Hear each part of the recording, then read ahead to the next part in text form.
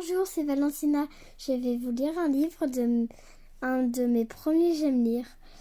C'est Loulou et Bertie à l'aventure. Les personnages de l'histoire. Loulou, c'est elle qui raconte l'histoire. Bertie et les parents de Loulou. Loulou et Bertie à l'aventure. Chapitre 1.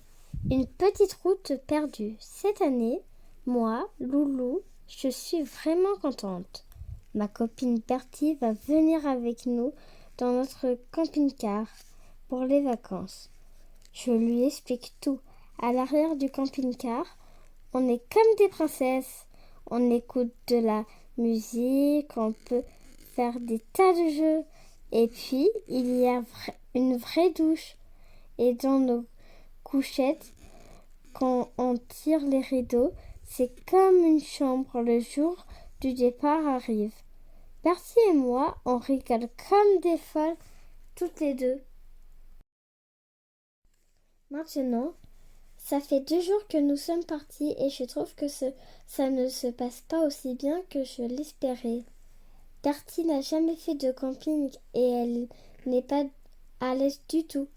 Ce matin, par exemple, au petit déjeuner, elle pousse un hurlement surpris.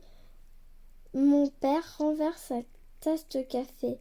Moi, je reste la bouche ouverte devant ma tartine beurrée. Bertie montre alors une minuscule guêpe qui vole autour de la table. Ma mère écrase la guêpe et dit « Tout va bien, Bertie ?» Mais je m'aperçois que ma copine a les larmes aux yeux. Je m'approche d'elle pour la consoler, quand je l'entends murmurer en reniflant. Je déteste les guêpes, je n'aime pas le camping. Je voudrais rentrer chez moi. Je me sens triste, j'étais si contente de lui partager mes vacances.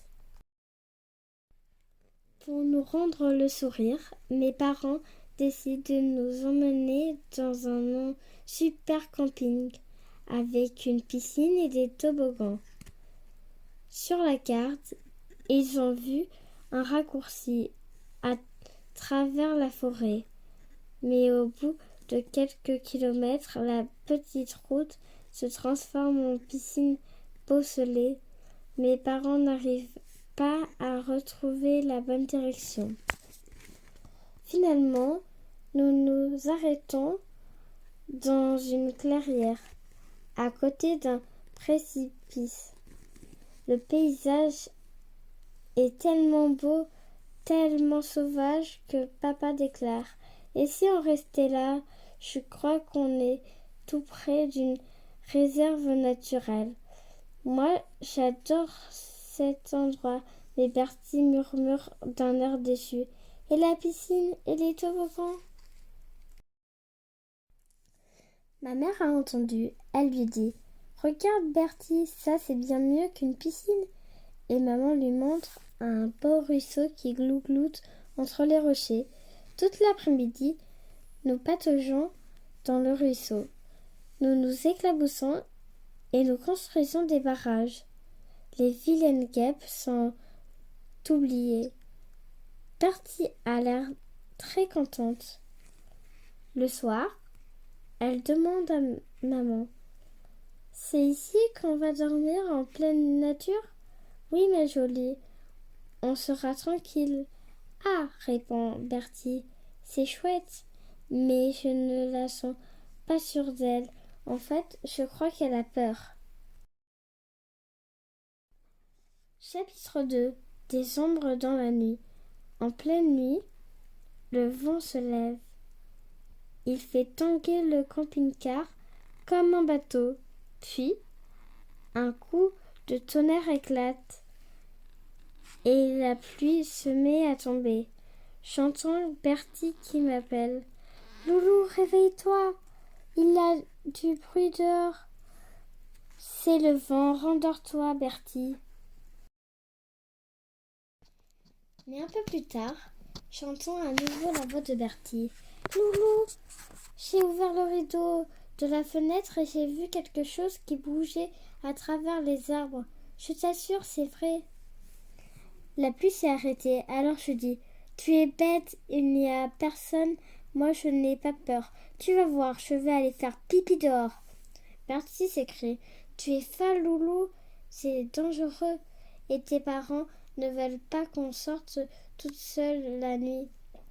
Je hausse les épaules. Chut, tu vas les réveiller. J'ouvre tout doucement la porte et je descends. La tempête s'est calmée. Il reste encore quelques nuages, mais c'est la pleine lune entre les arbres. Pourtant, il fait bien sombre. Tout près du camping-car, je trouve l'endroit qui convient. Mais au moment de me lever, j'aperçois un peu plus loin des silhouettes qui bougent derrière les arbres. Mon cœur se met à battre. Bertie avait raison. Il y a quelque chose dehors. À ce moment-là, les nuages cachent la lune. Il fait tout noir. Les silhouettes se rapprochent. Elles sont énormes. C'est la panique. Vite, je fais demi-tour pour regagner le camping-car. C'est là que je découvre Bertie, immobile au milieu de la clairière. Comme hypnotisé, je lui souffle: Il faut rentrer. Mais Bertie me chuchote: Regarde. Chapitre 3. De vraies bêtes sauvages. Dans la clairière, à nouveau éclairée par la lune, un ours marche en balançant la tête. Ses poils brillent comme de l'argent. Un autre, plus petit et plus foncé, le suit. L'ours argenté se dresse pour sentir quelque chose dans les arbres.